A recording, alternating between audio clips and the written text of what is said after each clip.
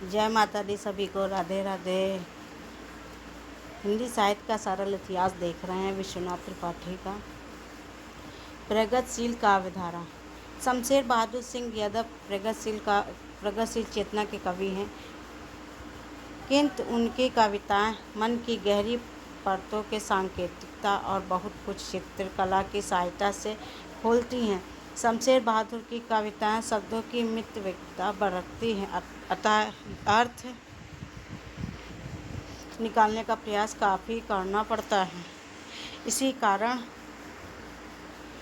कारण उनकी कविता में मौन यानी जो कहा जाना चाहिए नहीं कहा गया की महिमा मिलती है। उन पर फ्रांसीसी प्रतीकवादी कवियों का हेमा, जब वे संवेदनशील इंद्रिय बोध और करुणा के बोध का संतुलन स्थापित कर लेते हैं, तब उनकी कविताएं ग्राह्य प्रतीकों और बिंबों में या सहज व्यक्तियों में ढल कर सुगम हो जाती हैं। अमन का राग, सलोना जिस्म आओ ना, ऐसी कविताएं हैं। किसका है? शमशेर की है ये, ठीक है। गिरिजा कुमार माथुर नरेश मेहता प्रगतिशील कवियों के रूप में प्रसिद्ध हैं। नरेश मेहता बिंबों का प्रयोग करके कुशल हैं। वे प्रगतिशीलता और सौंदर्य की व्यापक भूमि पर देखने वाले कवि के रूप में विख्यात हुए थे। उनकी समय देवता कविता एक विराट गतिशील बिंब बनाती हैं। बाद में भाषा प्रयोग की ओर उनकी रुचि बहुत बढ़ गई है। तो समय देवता किसकी है? नरेश मेहता की है। गिरिजा कुमार माथुर इंद्रियता के कवि हैं। उनके अनेक गीतों में रूपवन का आकर्षक संश्लेष होता रहा है। उनमें संगीतात्मकता का गुण भी है। वे नई कविता उसमें भी वैज्ञानिकता का प्रभाव लाने में अधिक व्यस्त रहे हैं। पृथ्वी कल्प उनके इसी उद्यम का परिणाम। पृथ्वी कल्प किसका है? गिरिजा कुमार माथुर का है। भावनी प्रसाद मिश्र भाषा के चलतेपन के भावों के खुलेपन के कवि हैं। उनकी कविताओं के प्रभाव के विषय में उनकी वाचन पद्धति को भूल कर सोचना कठिन है। वे स्थितियों और सहजता से संयोजित करके प्रबंधकार के ढंग से मार्मिकता पैदा करते हैं। सतपुड़ा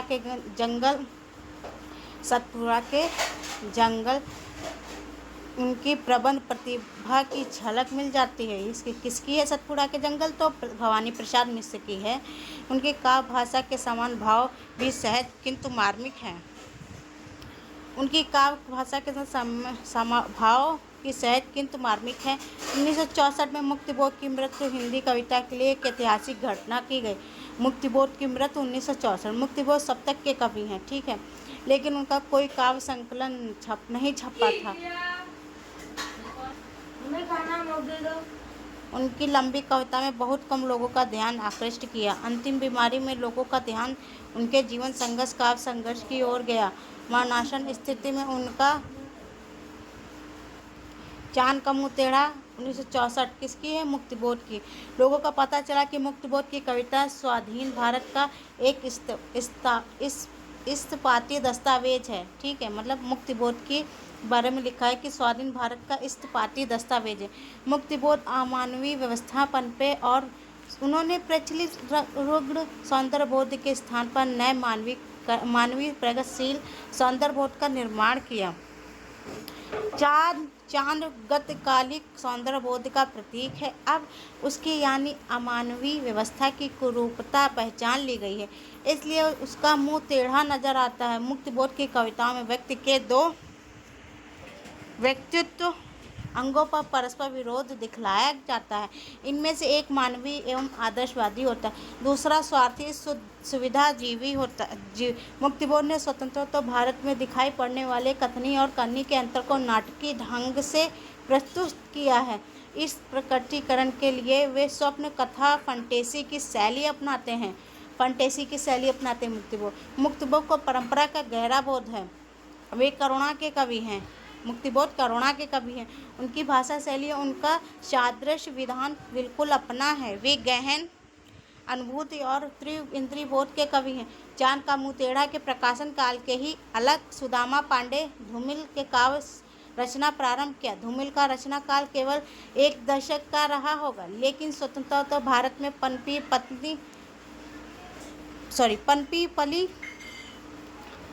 पनपी पली अवसरवादी सुविधाजीविता के वास्तविक रूप को उद्घाटित करने की क्षमता के कारण उनकी कविता में शेखरी पाठकों को अपनी ओर आकृष्ट कर लिया।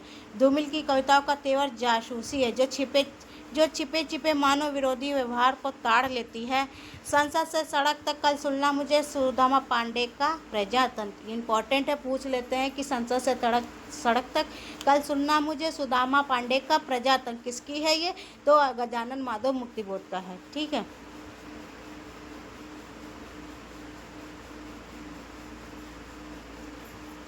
एक मिनट, सॉरी, गजानन माधव मुक्तिबोध का नहीं है, धूमिल का है। संसद से सड़क तक कल सुनना मुझे सुदामा पांडे का प्रजातंत्र, ये धूमिल की है। मुक्तिबोध और धूमिल की कविताओं में हिंदी कविता में एक प्रकार से प्रगतिशील कविता की धारा व्यापक और वेगवती हुई है। गलती होगी, सॉरी। कविता में दिन प्रतिदिन होने वाली घटनाओं को महत्व देने से अखबारीपन आया है। इसका सुपरिणाम हुआ कि रघुवीर सहाय, सर्वेश्वर दयाल सक्सेना, केदारनाथ सिंह जैसे कवि सामाजिक यथार्थ की ओर उन्मुख हुए।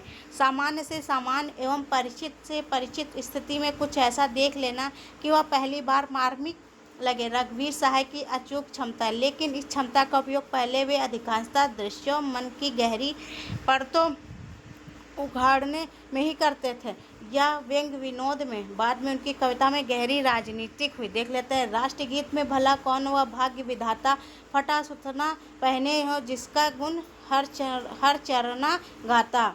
ठीक है, इन्हें पढ़कर लगता है जैसे ये नागार्जुन की पंक्तियाँ हों। रामदास की हत्या जैसे संन्यास पैदा करने वाली कविता हिंदी में कम लिखी गई हों।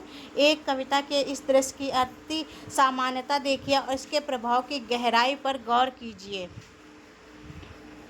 मैंने गोद में बच्चा लिए स्त्री को बस में चढ़ते देखा और मेरे मन में दूर तक कुछ घिसटा सा चला गया। ठीक है, देखो कितनी अजीब। राजनीति दवा सर्वेश्वर दयाल की कुआनो नदी, केदारनाथ सिंह की यहाँ से देखो। अब देखो, कुआनो नदी किसका है? तो सर्वेश्वर दयाल का है। ठीक है, और यहाँ से देखो किसका है? तो केदारनाथ सिंह का है। कविताओं का दृष्टव्य है। श्रीकांत वर्मा पर राजनीतिक दबाव देखा जा सकता है।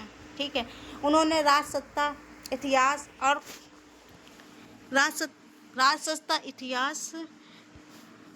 और कालबोध का संश्लेष मगध कविताओं में किया है। राजनीति धर्म होने से हिंदी कविता के क्षेत्र में एक महत्वपूर्ण बात यह हुई कि नागार्जुन, केदारनाथ, अग्रवाल, त्रिलोचन के महत्व की ओर नई पीढ़ी का ध्यान नए सिरे से गया। वे कवि नई पीढ़ी के लिए अत्यंत संदर्भवान हो उठे। आधुनिक कविता ने तुक, छंद, अलंकार आदि का मोह छोड़कर गद्यात्मकता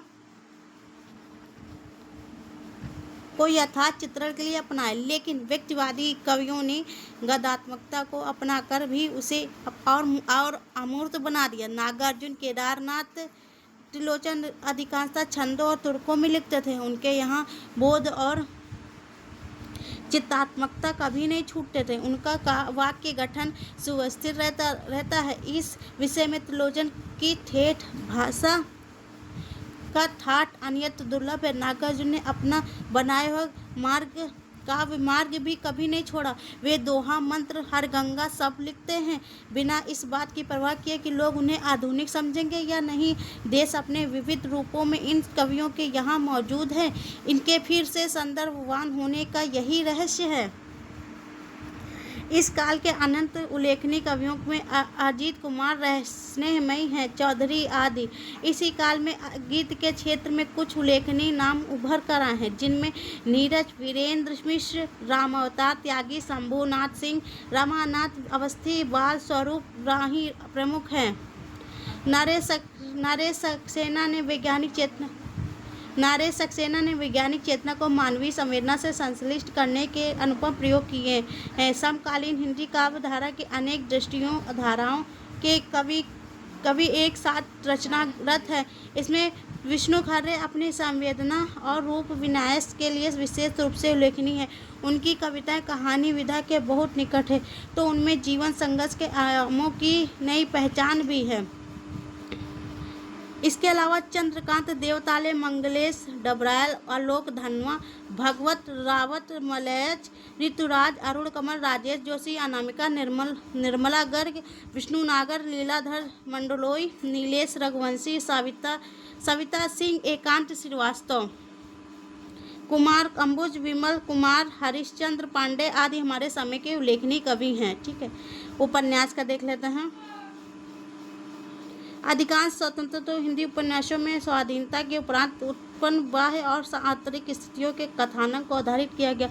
उपन्यासों की प्रवृत्ति तत्कालिक समस्याओं को सामाजिक संदर्भ से उभारने की अधिक रही है। स्वाधीनता के उपरांत जो परिवर्तन आया है उसे पूर्व स्थिति के साथ रखकर टूटते हुए आदर्शवाद बढ़ते हुए अवसरवाद और ईमानदारी को कुटिलता के चक्रव्यूह से जूझते हुए दिखाना हिंदी उपन्यासकारों की प्रवृत्ति रही। सामाजिक परिवर्तनों को ब्यौरे में प्रस्तुत किया गया है। ठीक है, स्वतंत्र उपन्यास को विषय वस्तु की दृष्टि से निम्नलिखित श्रेणियों से विभाजित किया जा सकता है। आंचलिक उपन्यास देख लेते हैं।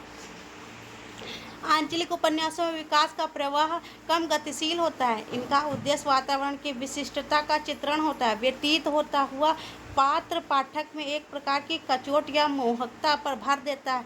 आंचलिक कृतियों की प्रकृत भाषा, रीति रिवाज सब मिलाकर अपने आप में ही उद्देश्य बन जाते हैं। उनका आत्मीय विवरण ही ऐसा रंगीन हो जाता है कि यथार्थगत विषमता ओझल हो जाती है। ऐतिहासिक विकास अपेक्षाकृत महत्वहीन हो उठता है।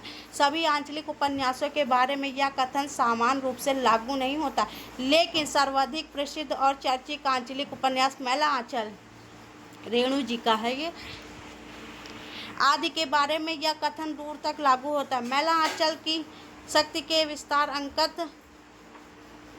अंकन में है। मैला आंचल का कथा क्षेत्र बिहार के पूर्णा जिले एक और उन पर पड़ता है नई स्थितियों का दबाव, दूसरी ओर परंपरा का मोह। इस तालमेल से दोनों की विशेषता निखर उठती है। शताब्दियों से एक रस जीवन पर नए युग की पहली चोट बहुत मार्मिक हो उठी है। इस आंचलिकता में कितना दारुण यथार्थ है और उसे दूर करने की कितनी शक्ति है, यह नहीं दिखाया गया। रेणु और प्रेमचंद का बहुत बड़ा अंतर है। कुछ ऐसे आंचलिक उपन्यास अवश्य हैं जिनमें यथार्थ की विषम स्थितियाँ ओझल नहीं रहती है, जैसे नागार्जुन का रतिनाथ की चाची, बलचनामा, भैरव प्रसाद का गुप्त का गंगा मैया धरती। देखो, नागार्जुन का क्या है, रतिनाथ की चाची, बलचनामा। भैरव का है, भैरव गुप्त का गंगा मैया धरती।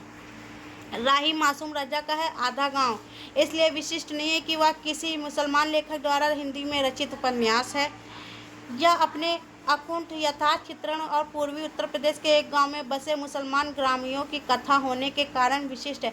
इस गांव के मुसलमान पाकिस्तान के बारे में कुछ नहीं जानते, लेकिन भारत विभाजन की त्रासदी झेल रहे। मुसलमानों की हिंदुओं से विशिष्टता या भिन्नता तो लोग देखते थे, किंतु उन्हें किसी अंचल का अंग बनाकर पहली बार इसी उपन्यास में प्रस्तुत किया गया। झीनी झीनी रे बीनी चदरिया अब्दुल बिस्मिल्लाह का ऐसा उपन्यास है जो आंचलिकता और प्रगतिशील सामाजिक आंदोलन को साथ साथ चित्रित करता है। सामाजिक पारिवारिक उपन्यास देख लेते हैं। इस दौर के सामाजिक पारिवारिक उपन्यासों में टूटते हुए परिवारों की स्त्री पुरुष के नए संबंधों, राजनीतिक भ्रष्टाचार का पात्रों पर प्रभाव और यौन चेष्टाओं का चित्रण यह सब मिला जुला मिलता है। यद्यपि कथानक प्राय आर्थिक स्थिति एवं स्त्री पुरुष संबंध के ही चारों ओर घूमता है। भगवती चरण वर्मा के उपन्यास टेढ़े मेढ़े रास्ते, भूले बिसरे चित्र। आप पूछ सकते हैं भूले बिसरे चित्र, टेढ़े मेढ़े रास्ते किसका है, तो भगवती चरण वर्मा का है। राजनीतिक मात्र को भ्रष्टाचार का स्रोत बताया जाता है। मोहन राकेश का अंधेरे बंद कमरे में, अब देखो मोहन राकेश का अंधेरे बंद कमरे में वस्तुतः नागरिक जीवन में रूढ़िग्रस्त संस्कारों की यातना की कथा है। मोहन राकेश ने इस उपन्यास का प्रभाव उनकी अधिकांश कहानियों के प्रभाव से भिन्न नहीं है। राजेंद्र यादव का उखड़े हुए लोग, अब देखो राजेंद्र यादव का उखड़े हुए लोग दंपति की कथा है जो बेईमानी और कुटिल दांवपेच की दुनिया में रह नहीं सकता है। इससे भी ध्यान राजनीति की और नर नारी संबंधों के स्वार्थपूर्ण उपयोग का उद्घाटन करने पर उपेंद्रनाथ अश्क मध्यम वर्ग के जीवन की विविधता को उसकी संपूर्णता से प्रकाशित कर देते। वे कथा को विस्तार से कहते हैं।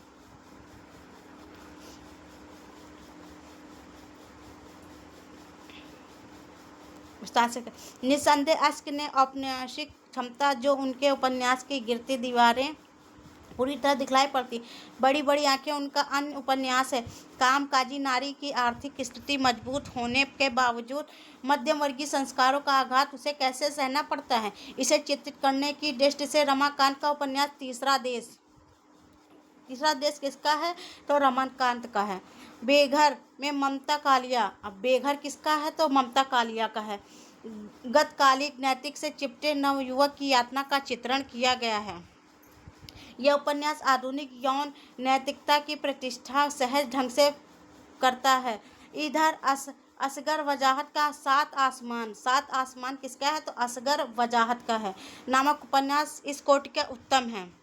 फ्रायड आदि मनोविश्लेषण शास्त्रियों का प्रभाव हिंदी कथा साहित्य पर स्वतंत्रता के पूर्व ही पड़ चुका था। इलाचंद जोशी जैनिन आगे ने मनोविश्लेषण शास्त्र के सिद्धांतों का उपयोग किया। इसी परंपरा में दर्शन शास्त्र के विद्वान डॉक्टर देवराज ने अजय की डायरी लिखी। अजय की डायरी किसकी है, तो डॉक्टर देवराज की है। आगे इनके उपन्यास नदी के द्वीप, अब नदी के द्वीप किसकी है, तो आगे की है। राजनीतिक अस्तित्ववादी और मनोविश्लेषण तीनों का प्रभाव है। राजनीतिक अस्तित्ववादी मनोविश्लेषण तीनों का प्रभाव है किसमें, नदी के द्वीप में, आगे की। कुल मिलाकर नदी के द्वीप यौन भावना प्रधान उपन्यास है। यौन भावना प्रधान उपन्यास कौन है, नदी के द्वीप किसका, आगे की है, जो आगे की चिंतन पद्धति को ध्वनित करता है। अजय की डायरी शैली में लिखा गया। अजय की डायरी शैली में लिखा गया। पूछ सकते हैं कि अजय की डायरी किस शैली में लिखा गया, तो डायरी शैली में। इसमें दाम्पत्य जीवन का विचलन, लड़कियों की शादी की समस्या, शिक्षा जगत में फैले भ्रष्टाचार, इन सबको एक दूसरे से संबंध कर दिया गया है। अस्तित्ववादी उपन्यास देख लेते हैं।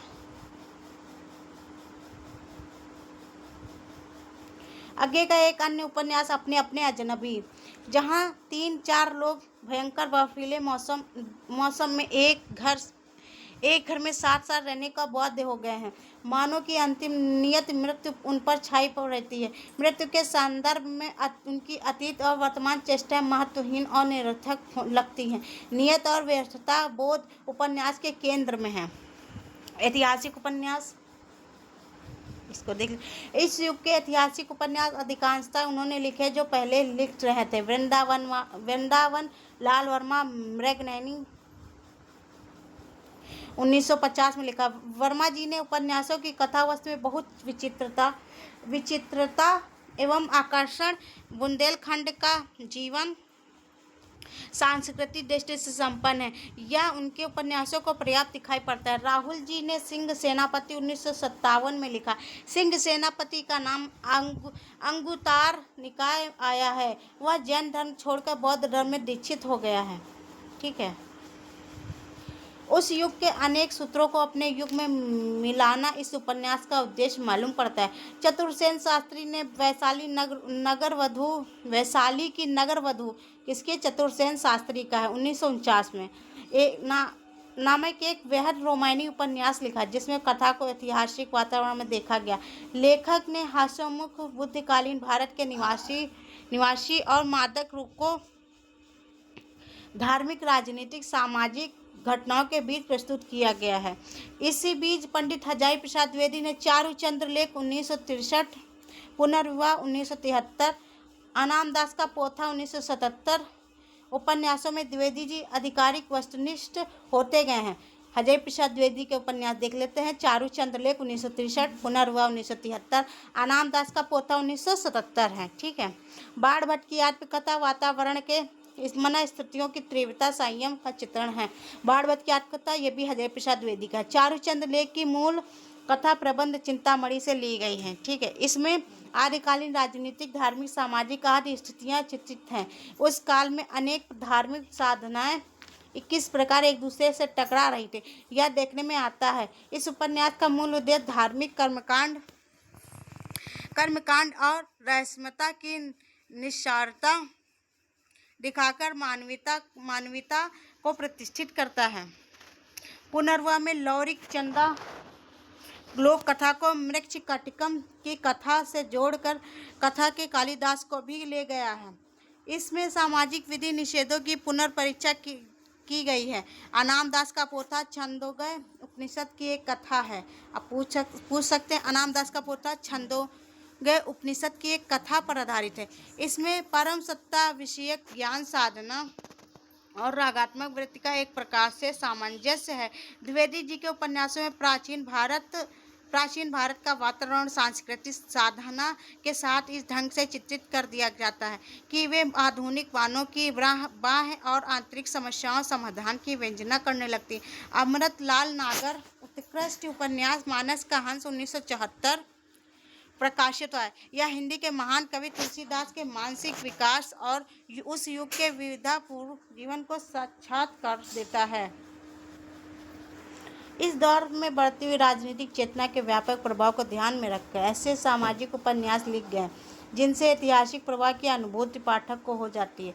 इनसे सामान्य जन समूह पर पड़ते हुए राजनीतिक दबाव को बहुत सामान्य घटनाओं और मन स्थितियों के चित्रण के माध्यम से सांकेतिक किया गया है। यशपाल का झूठा सच, अमृतलाल नागर का बूंद और समुद्र, भीष्मशायनी का तमस ऐसे ही उपन्यास हैं। इनमें लेखक की परिपक्व राजनीतिक समझ राजनीति को बहुत व्यापक संदर्भ में प्रस्तुत करती है। झूठा सच 1958 विभाजन की महाकाव्यात्मक गाथा है। भारत विभाजन की त्रासदी कितनी भयंकर और प्रभाव में दूरगामिनी है, इस पर यशपाल जैसे पुराने क्रांतिकारी और प्रतिबद्ध लेखक का ध्यान जानना उचित ही था। एक बहुप्रचारित झूठ यानी सांप्रदायिक ने कितने बड़े सच अर्थात भारतीय जनता की वास्तविक आकांक्षा को पीछे ढकेल दिया है। इस घटना ने कितने व्यक्तियों को कितने रूपों में पीड़ित किया है, इसकी वेदना यह उपन्यास पाठक को संप्रेषित करता है। कामता नाथ का काल कथा अमरकांत का इन्हीं हथियारों में स्वाधीनता आंदोलन पर आधारित है। अब देख लेते हैं, कामता नाथ का काल कथा है, ठीक, अमरकांत का इन्हीं हथियारों से। महानगरी उपन्यास देख लेते हैं। महानगरी जीवन को लेकर जगदम्बा प्रसाद दीक्षित ने मुर्दाघर और पंकज मिश्र ने लेकिन दरवाज़ा लिखा। मुर्दाघर बम्बई के वेश्या जीवन पर और लेकिन दरवाज़ा दिल्ली के साहित्यकारों के हास्योमुखी सुविधा खोजी जीवन पर आधारित है, ठीक है। मन्नू भंडारी का आपका बंटी महाभोज, मन्नू भंडारी जी का आपका बंटी हो गया। महाभोज आधुनिक जीवन की विसंगतियों को रूपायित करते हुए। अलका सरावगी का कालिकाया बाईपास, ठीक है। पूछ सकते कालिकाया बाईपास किसका प्रसिद्ध उपन्यास है, तो अलका सरावगी का है। व्यंग्य प्रधान उपन्यास देख लेते हैं। भैरव प्रसाद गुप्त ने अंतिम अध्याय नामक उत्कृष्ट व्यंग्य परक उपन्यास लिखा।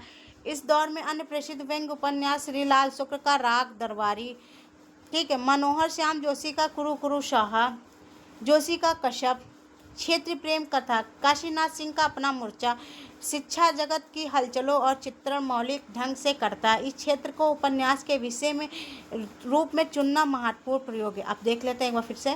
भैरव प्रसाद गुप्त ने अंतिम अध्याय लिखा। श्री लाल शुक्र का राग दरबारी है। श्याम जोशी का कुरु कुरु शाह है। जोशी का है कश्यप है। काशीनाथ सिंह का है अपना मोर्चा, ठीक। पंजाब की विभाजन पूर्व स्थितियों का स्मृत रूप कृष्णा सोबती ने जिंदगी नामा उपन्यास में लिखा है, ठीक है। कहानी, अब कहानी का देख लेते हैं। इस कालखंड सामान्य परिचय देते हुए कहा जा सकता है कि स्वाधीन भारत के सुदूर क्षेत्रों में निर्माण कार्य, आम चुनाव, राजनीतिक अधिकारों के प्रति चेतना जगाने एवं शिक्षा का प्रसार होने से इन क्षेत्रों का संबंध नगरों से अभूतपूर्व तौर पर जुड़ा जिससे आंचलिक साहित्य सामने आया है। साथ ही साथ स्त्री शिक्षा का व्यापक प्रचार होने और नौकरियां पाने से परिवार में उनकी स्थिति बदली है। नगरों, महानगरों और औद्योगिक विकास होने से सामूहिक जीवन का महत्व सामने आया है। व्यक्ति का मनोजगत कहीं अधिक जटिल हो गया है। हिंदी कहानी पर इस सब का दबाव पड़ा है। इससे वस्तु संवेदना के साथ कहानी का रूप विधान भी बदला है। 1955 के आसपास नई कहानी आंदोलन चल पड़ा। 1955 में नई कहानी आंदोलन चला, ठीक है। इस कहानी आंदोलन को प्रवर्तित और प्रतिष्ठित करने में नई कहानियाँ संपादक भैरव प्रसाद गुप्त की भूमिका रही है। नई कहानियों के माध्यम से उन्होंने हिंदी के अनेक प्रतिभाशाली कहानीकार दिए हैं। देख लेते हैं। नई कहानी के आंदोलन में स्वतंत्रता स्थितियों के दबाव से पैदा होने वाली मानसिकता की जटिलता को अपनी संवेदना में समेट लिया है। इसलिए नई कहानी की विषय वस्तु संवेदना के अनेक पक्ष हैं। उन सभी को सामूहिक तौर पर नई कहानी की वस्तुगत विशेषताओं में गिना जाता है। आंचलिकता, नए पारिवारिक संबंध, भ्रष्टाचार, व्यंग्य, विडंबना आदि नई कहानी की संवेदना का निर्माण करते हैं। ठीक है। आंचलिक कहानियों में तात्पर्य उन कहानियों से है जिनमें किसी क्षेत्र के वातावरण की विशेषता को ही रेखांकित करना कहानीकार का उद्देश्य होता है। इस दृष्टि से आंचलिकता को ग्राम कहानी से अलग किया जा सकता है। ग्रामीण जीवन की कहानियों में देहाती वातावरण हो सकता है, किंतु वातावरण का चित्रण अपने आप में उद्देश्य नहीं होगा। वे ग्रामीण जीवन की कोई चारित्रिक या सामाजिक समस्या को सामने लाएंगी। आंचलिक कहानीकार समस्या को लाएगा भी ऐसे ढंग से नहीं कि वह कहानी का मुख्य विषय बन जाए। जो हो स्वाधीनता के कुछ वर्षों बाद ही ग्रामीण जीवन को लेकर लिखी गई कहानियों का दौर चला। ऐसी स्थितियां और चरित्र को सर्वदा के लिए लुप्त हो रहे हैं या अपनी ग्रामीण विचित्रता के कारण असामान्य हैं, चित्रित होने लगे हैं। शिवप्रसाद सिंह की दादी माँ, मार्कंडे की गुलरा के बाबा ऐसी चरित्र प्रधान ग्रामीण कहानियाँ थी। आंचलिकता की चर्चा बहुत रेणु के उपन्यास मैला आंचल से हुई है। रेणु की कहानियों में पात्रों की चेष्टाएं भाषा और क्षेत्रीय वातावरण में घुली मिली हैं। इंद्रिय बोध, लोक कथा, लोक धुनें रेणु की कहानियों के विशिष्ट उपादान हैं। एक बार फिर से देख लेते हैं। इंद्रियबोध, लोक कथा, लोक धुनें रेणु की कहानियों के विशिष्ट उपादान हैं। अपनी सर्वाधिक प्रसिद्ध कहानी तीसरी कसम रेणु जी की है। 40 वर्षीय ग्रामीण गाड़ीवान हीरामन और नर्तकी हीराबाई के परस्पर आकर्षक की कथा के आधार पर रेणु ने कहानीकार के रूप में मौलिक प्रतिभा का परिचय दिया है। भारतीय समाज विशेषता सवर्ण समाज में नारी की स्थिति दयनीय रही है। स्वाधीन भारत में शिक्षित और नौकरी प्राप्त नारियां भी कहानियों के पात्र बनने लगी हैं। पहले की कहानियों में पत्नी या प्रेमिका ज़्यादा व्याकुल होती थी। प्रेमी या पति उपेक्षा दिखाता था या कहीं और अनुरक्त हो जाता था। पत्नी या प्रेमिका को अधिकतर उस पर रीझ हुई या प्रेम मग्न भी दिखाया जाता था। मोहन राकेश की कहानी एक और जिंदगी नायक उद्विग्न है, उससे पाठक की सहानुभूति की तलाश है। कारण यह है कि पत्नी उसकी उपेक्षा करती है। पत्नी नौकरी करती है और आर्थिक तौर पर स्वतंत्र है। नर नारी के प्रेम की अवधारणा में जो उदारता कहानियों में दिखलाई पड़ती है, उसका कारण कहीं न कहीं नारी का आर्थिक रूप से स्वतंत्र होना, शिक्षित होना भी है। इस दृष्टि से कमलेश्वर का राजा निर्वंशिया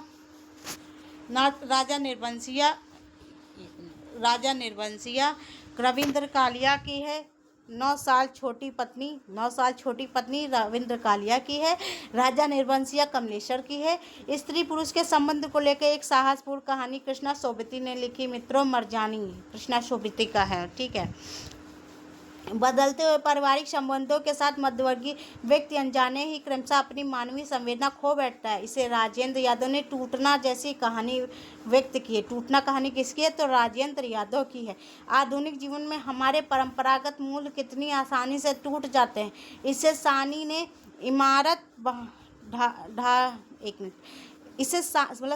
सानी का जो है इमारत ढाने वाले कहानी में दिखाया है। इमारत ढाने वाले, ठीक है। सानी मानव संबंधों को उभारने में कुशल है। इस प्रसंग में नारी जीवन की एक रास्ता में को मार्मिक तौर पर उभारने वाली कहानी रोज उल्लेख अनिवार्य है। लेखक आगे जी है। रोज कहानी किसकी आगे की? रोज को गैग्रीन भी कहा गया। ठीक है। इस बदलते हुए पारिवारिक वातावरण के संदर्भ में बुजुर्गों की स्थिति को हिंदी कहानी में चीफ की दावत वापसी के माध्यम से भीष्म साहनी की जो कहानी है चीफ की दावत वापसी, ठीक है, उषा प्रियंवदा ने बसाया है। वापसी उषा प्रियंवदा की, चीफ की दावत भीष्म साहनी की। चीफ की दावत में उपेक्षिता और परिवार में कहा है कूड़ा करकट की तरह छिपाई जाने वाली वृद्ध माँ। चीफ की दावत के बारे में बता रहे हैं। एक मिनट। चीफ की दावत में उपेक्षिता परिवार में कूड़ा करकट की तरह छिपाई जाने वाली वृद्धा माँ, बूढ़ी माँ जो थी, महत्व उजागर करके प्रतीकात्मक ढंग से परंपरा का महत्व दिखाया गया। वापसी निहायत निर्मम ढंग से यह दिखाती है उषा प्रेमवदा की है कि सेवा निरत होकर मनुष्य अपने ही परिवार में किस तरह फालतू हो जाता है। वापसी कहानी में टूटे हुए संयुक्त परिवार की विवश स्वीकृत है। ठीक है। स्वाधीन भारत में गुजरती हुई पीढ़ी की वास्तविक वेदना तीव्रता रूप से अमरकांत की कहानी डिप्टी कलेक्टरी किसकी है? तो अमरकांत की है। इस कहानी में डिप्टी कलेक्टरी की परीक्षा देता है बेटा और आतुरता की धार वेदना सहता है। पिता की पुत्र से दो आशाएं आकांक्षाएं, मानो अतीत की वर्तमान के प्रति शुभकामनाएं हैं। सकल दीप बाबू की व्यग्रता अधीरता की चेष्टा में मध्यवर्गीय समाज की रूढ़ियां, अंधविश्वास, एक रास्ता और उन सब में उबरने की मानसिकता है। अमरकांत की कहानियां हमारे सामाजिक जीवन की अमानवीय स्थितियों को एक यातनागार की तरह पेश करती हैं। ठीक है। और इससे उबरने की असफल चेष्टा का चित्रण उनके यातनाग्रस्त समाज की दैनी को और मार्मिक बना देती है। स्वाधीन भारत के मध्यम वर्ग में उपजी प्राय हर प्रकार की कुटिलता किस प्रकार आदर्शवादिता के आवरण में आचरण करती है, इसका चित्रण हिंदी कहानी में समर्थ तौर पर अमरकांत के यहाँ मिलता है। वे अभावग्रस्त पात्रों पर दया नहीं उड़ेलते, उन्हें भी काइयाँ दिखाकर उनकी नीरता दिखाते हैं। इस दृष्टि से वे प्रेमचंद की कफन जैसी कहानी की परंपरा का विकास करते हैं। जिंदगी और जोक, सप्ताहांत, मूस, मकान, हत्यारे इसी तरह की कहानियाँ हैं। अमरकांत के यहाँ स्वतंत्र तो भारत का दो मुहापन व्यक्त हुआ है। इस स्थिति को झेल कर भी मनुष्य यथासंभव अपनी मूल्यवत्ता संजोए हुए। यह शेखर जोशी की कहानियों की मूल संवेदना है। मूल्यवत्ता को प्रकट करने वाली कहानियाँ प्राय भाववादी पद्धति पर रची जाती हैं। शेखर जोशी की ऐसी कहानियाँ जो भी जटिल ताने बाने से तैयार करते हैं। इस रचनात्मक क्षमता के वे अकेले कहानीकार हैं जो दबे सधे और निश्चित ढंग से पात्रों की मानवीयता उभार सकता है। कोसी का घाट व प्रेम, दाजू पहाड़ी लड़के का स्वाभिमान, बदबू में जड़ व्यवस्था का अंग बनने की अस्वीकृत, हलवाहा में निश्चयात्मक अबोध इसी रचनात्मक शक्ति से निर्मित है। कोसी का घाट व दाजू और हलवाहा बदबू किसकी है? तो यह है शेखर जोशी की। ठीक है, शेखर जोशी की है कहानी। निर्मल वर्मा मन की गहरी परतों को उघाड़ने वाले कहानीकार हैं। यहाँ बाह्य परिस्थितियों में से जो प्रभाव पड़ता है उसका प्रभाव मन पर इस तरह पड़ता है कि पाठक मनोजगत में ही रम जाता है। स्थितियों को ठोसपन या उनका बाहरीपन निर्मल वर्मा की कहानियों में कम महत्वपूर्ण है। संगीतात्मकता और दृश्यों का संवेदनशील वर्णन उनकी शैली की विशेषता है। निर्मल वर्मा संवेदना की सूक्ष्मता और पारदर्शिता के लिए महत्वपूर्ण है, व्यापकों के लिए नहीं। नई कहानी के रूप में विधान की विशेषता कहानी के सारे तत्व संश्लेष हैं। इसमें तत्वों की सत्ता अलग नहीं रह गई। वातावरण उद्देश्य भी व्यंजित कर सकता है। भाषा वातावरण का भी काम करती है। नई कहानी में कथा तत्व का हास हुआ है। इसकी क्षतिपूर्ति प्रधानता, नाटकीयता, सादृश्य विधान, प्रतीकात्मकता, बिंब विधान से हुई है। नई कहानी में पूर्व दीप्ति, चेतना प्रवाह आदि का शैलीगत प्रयोग उचित मात्रा में मिलते हैं। नई कहानी आंदोलन से अलग रहकर जिन कहानीकारों ने अपनी पहचान रखी है उनमें जैनेन्द्र है, यशपाल है, विष्णु प्रभाकर है, आगे है भक्ति चरण वर्मा है, द्विजेंद्र नाथ मिश्र है, निगूढ़ तथा चंद्रगुप्त विद्यालंकार हैं उल्लेखनीय है। आगे ने भारत विभाजन के कारण उत्पन्न शरणार्थी समस्या की उनकी शरणार्थियों की स्थिति पर अनेक कहानियां लिखी। जैनेन्द्र पहले की तरह मन की गहरी परतों को खोलने वाली कहानियां लिखते रहे। नई कहानी आंदोलन से अलग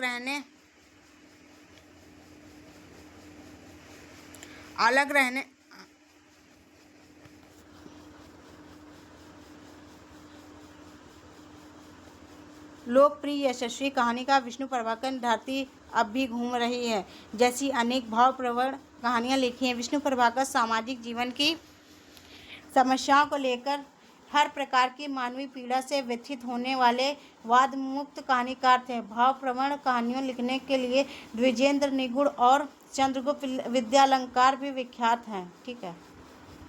7वें दशक के मध्य में भारतीय जनमानस, चलो इसको नेक्स्ट टॉपिक में करते हैं। जय माता दी, राधे राधे।